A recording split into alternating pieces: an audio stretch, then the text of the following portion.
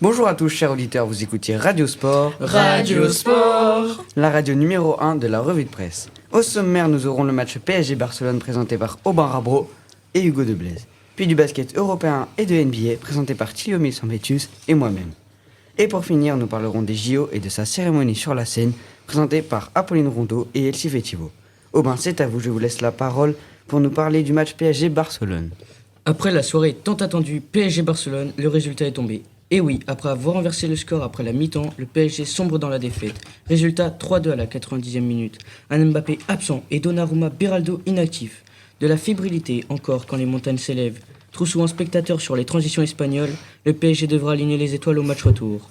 Mbappé va-t-il pouvoir emmener son équipe en demi-finale? Rendez-vous mardi soir pour le savoir.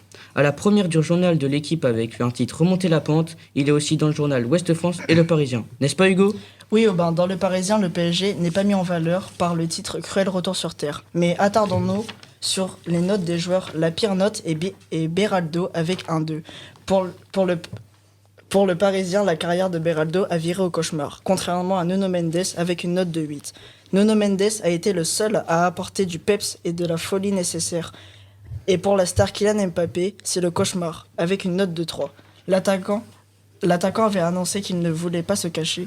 Il s'y est plutôt mal pris. Mais il n'y a pas qu'au foot waouh.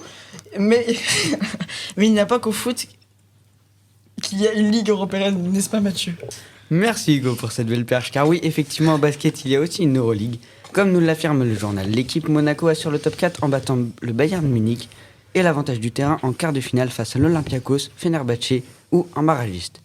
Mais le basket ne se passe pas qu'en Europe, mais aussi aux États-Unis, n'est-ce pas Thilio? Oui, effectivement. Il y a aussi la NBA. L'équipe rappelle que dans la nuit de mardi, Anthony Edwards a battu son record personnel en inscrivant 51 points avec l'équipe de Minnesota. Toujours dans l'équipe, Rudy Gobert parle de son benjamin, Anthony Edwards, en disant qu'il a gagné en maturité et qu'il n'est plus le même qu'en début de saison. On a parlé d'Euroleague, de NBA, mais dans Ouest France, on parle aussi de basket fauteuil. Dans 120 jours, on pourra encourager nos Bleus à Antibes pour les JO paralympiques. Merci Thilio, et oui, dans moins de 100 jours va débuter les Jeux Olympiques. Elsie, parlez-en-nous de cet événement grandiose. Alors qu'on a fêté hier les J-100 avant les JO 2024 de Paris, dans le journal Le Monde, un article écrit par Florian Renaud dit que des menaces en ligne présentes sur les Jeux, des cybercriminels s'appuient constamment sur les grands événements pour appâter leurs cibles. Le 4 avril, le président Emmanuel Macron a assuré qu'il n'avait aucun doute sur le fait que la Russie puisse cibler les JO de Paris. Mais bon, il n'y a pas que des points négatifs, mais aussi des positifs, comme la cérémonie d'ouverture. Le journal de l'équipe s'interroge lui sur le fait qu'il pourrait y avoir des problèmes de sécurité durant la cérémonie des JO, qui sera sur la scène. Un email de quelqu'un qui a prétendu qu'il était de Dish. Ce n'est pas la première fois que cela arrive. Comme l'a dit Elsie, dans un peu plus de 100 jours aura lieu la cérémonie d'ouverture sur la scène. Il ne se passe pas un jour sans que l'on parle des problèmes de sécurité. Chaque étape de cette cérémonie d'ouverture a toujours été examinée suivant deux aspects.